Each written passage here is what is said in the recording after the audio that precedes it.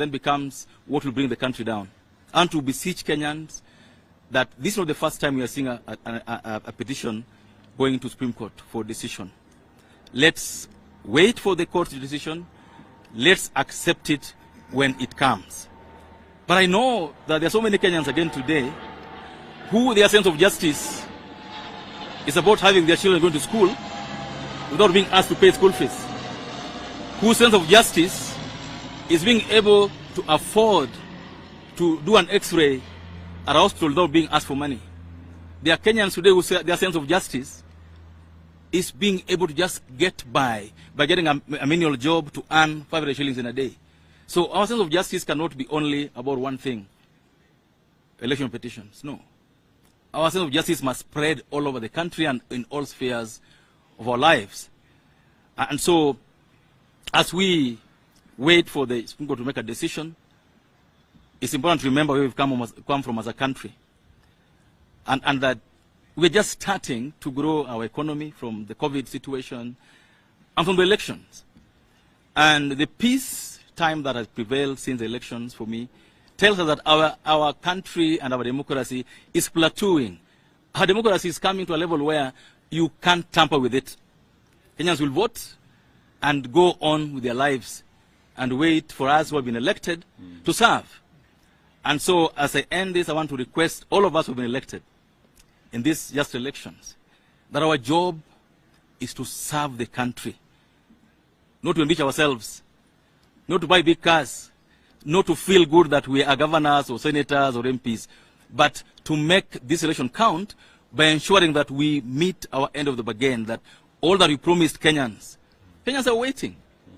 That tomorrow and next week, and Your Excellency, these are things that we discuss with you. Kenyans are waiting to be able to afford unga, be able to afford sugar. Kenyans are waiting that when we go back to school, the children will not be sent back home. And these are things that matter to every Kenyan, and we hope that under our coalition of Kenya Kwanza, we're able to do these things with minimum noise, but making Kenyans feel that you have a government.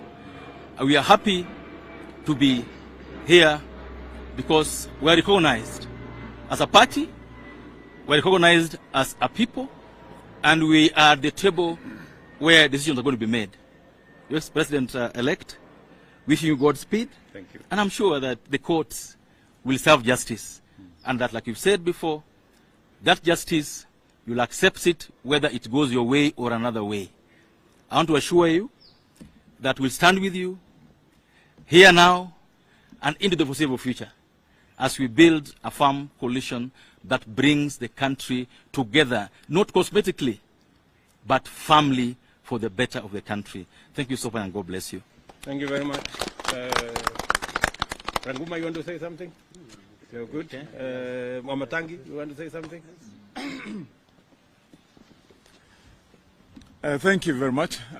While congratulating and welcoming our brothers from the MDG party to this coalition that has shown this country that indeed we can achieve what has hitherto in the past seemed unachievable, and that is building one country, one nation, whereby during elections, the question of where you come from or which language you speak, which community that you have lived in, ceases to matter, and what matters is our national intention to build one country and for all Kenyans to live in a unified nation where opportunity is spread equally. And so I want to say welcome to Kenya Kwanza.